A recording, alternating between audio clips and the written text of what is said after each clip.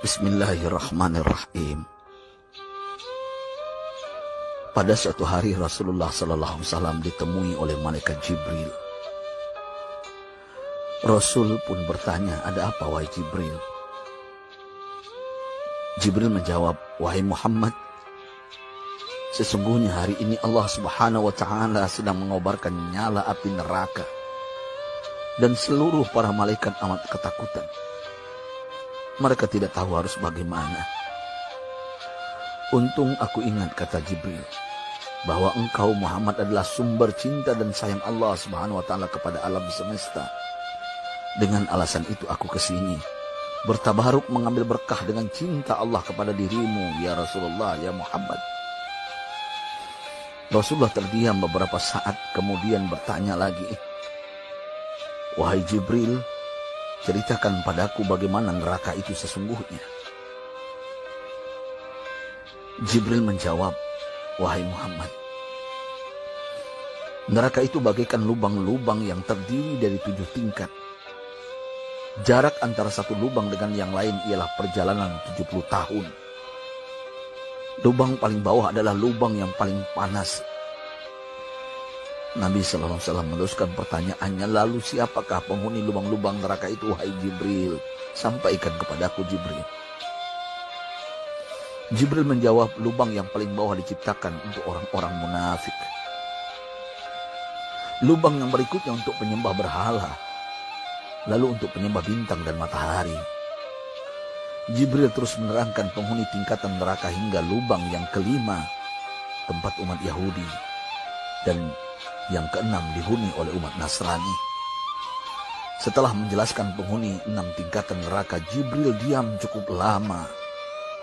Rasulullah SAW penasaran dan bertanya kepada Jibril, "Wahai Jibril, siapakah penghuni neraka yang ke-7?" Jibril diam saja tidak menjawab. Rasulullah SAW mengulangi pertanyaannya, tapi Jibril tetap diam. Rasulullah tambah penasaran dan mendesak Jibril agar dijawab pertanyaannya. Akhirnya Jibril pun berkata, "Umatmu, wahai Muhammad, mereka itu para pelaku dosa besar di kalangan umatmu, yang dimana sampai mereka mati belum sempat bertaubat." Mendengar jawaban Jibril, Rasulullah langsung jatuh pingsan. Jibril merangkulnya dan meletakkan tubuh baginda di atas pangkuannya. Tak berapa lama Rasulullah SAW sadar dan langsung menangis bersimbah air mata dengan terisak-isak. Rasulullah mempertegas pertanyaannya, "Wahai Jibril, apakah benar ada di antara umatku yang masuk neraka?" Jibril menjawab, "Benar, wahai Muhammad, pelaku dosa besar di antara umatmu yang belum bertaubat." Setelah itu Rasulullah menghadap kiblat dan sujud kepada Allah dalam isak tangisnya. Sesekali dengan suara pelan beliau membisikkan kata-kata, "Ummati ya Rabb, ummati, ummati, ummati." Beliau SAW tidak mengangkat kepalanya dalam keadaan seperti itu selama 3 hari 3 malam, kecuali setiap Bilal bin Rabah mengumandangkan azan. Barulah beliau bangkit untuk menjadi imam, dan setelah itu kembali sujud lagi. Pada hari ketiga Abu Bakar menyadari hal ini, beliau mengetuk pintu Rasulullah dan mengucapkan salam 3 kali, namun tidak terdengar jawaban. Abu Bakar sedih dan berseru di hadapan pintu Nabi besar Muhammad SAW, "Apakah ada jalan untuk masuk ke rumahmu ya Rasulullah?" Tetap tidak ada jawaban. Di jalan Abu Bakar bertemu sahabat Umar. "Mengapa engkau menangis, wahai Abu Bakar?" kata Umar. Abu Bakar menceritakan keadaan Rasulullah SAW. Maka Umar pun melangkah menuju rumah Rasulullah dan terjadilah hal yang sama. Umar pun pulang dan menangis.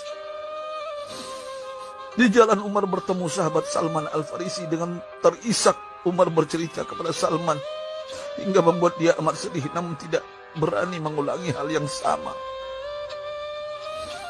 Salman melangkah menuju rumah Fatimah radhiyallahu anha dan menceritakan hal itu.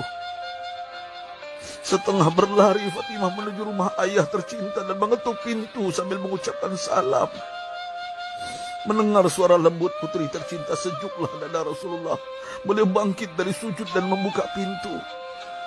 Alangkah terkejutnya Fatimah melihat Rasulullah, ayah tercinta, amat kurus dan pucat. Fatimah memeluknya lalu menangis. Wahai ayah, apa yang terjadi? Mengapa engkau amat sedih seperti ini? Rasulullah kembali menangis dan berkata dengan suara lirih, wahai Fatimah, belahan jiwaku, bagaimana mungkin aku tidak sedih sedangkan Jibril mengatakan akan ada kelak umatku yang akan masuk neraka. Subhanallah, betapa besar cinta Rasulullah kepada kita umatnya. Sahabatku, Rasulullah mencintai kita. Antaman ma'aman ahbabta, engkau akan berkumpul dengan orang yang kau cintai. Mari kita mencintai baginda Nabi besar Muhammad SAW yang mencintai kita umat yang tidak rela kita masuk neraka. Mari kita mencintai beliau dengan berselawat. Sahabatku, sampaikan, Rasul mengajarkan kepada kita, man dalla ala khairin falau mislu ajri fa'ili. Siapa yang menunjukkan kepada kebaikan, maka dia akan mendapatkan pahala seperti orang yang mengerjakannya. Mudah-mudahan ini menjadi pahala jariah bagi kita.